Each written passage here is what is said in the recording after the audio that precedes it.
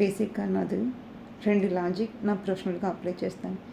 ఎవరైతే ముందు వచ్చి నా దగ్గర బాగా పాలిష్గా మాట్లాడి పాష్గా ఉండి ఏదో గొప్పలన్నీ చెప్పుకుంటారో వాళ్ళతో ఎప్పుడు జాగ్రత్తగా ఉండమని చెప్పి మా స్టాఫ్కి ఇన్ఫామ్ చేస్తుంటాను.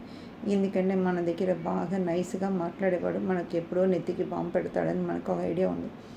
మనతో ఎప్పుడైతే గొడవపడి అలిగి వెళ్ళిపోయి ఏదో ఒకటి చేస్తున్నాడో వాడు బయట కూడా సాటిస్ఫై అవ్వకుండా మళ్ళీ మన దగ్గరికి వస్తాడు. సో వాడితో మన ఇంకా కొంత కైండ్గా వచ్చినప్పుడు హ్యాపీగా పలకరిస్తే వాడే మన దగ్గర లైఫ్ లాంగ్ పడి ఉంటారు. సో అదిగా మీ గురించి పొగరేవాడిని నమ్మవద్దు, మీ తిట్టేవాడిని కూడా అందగా తోసిచ్చొద్దు. పొగరేవాడంతా మీ వాళ్ళు కాదు, తిట్టే వాళ్ళంతా మనకు శత్రువులు కాదు. సో మనం మనలాగా ఉంటాం. కర్మ will take care of everything అని అనుకుని వదిలేస్తాం. కొన్ని విషయాలు ఎక్కువ తీసుకోవద్దు. అది మీ బాడీకి పట్టిన డస్ట్, ఇట్స్ గాన్ అని అనుకోండి, అంతే.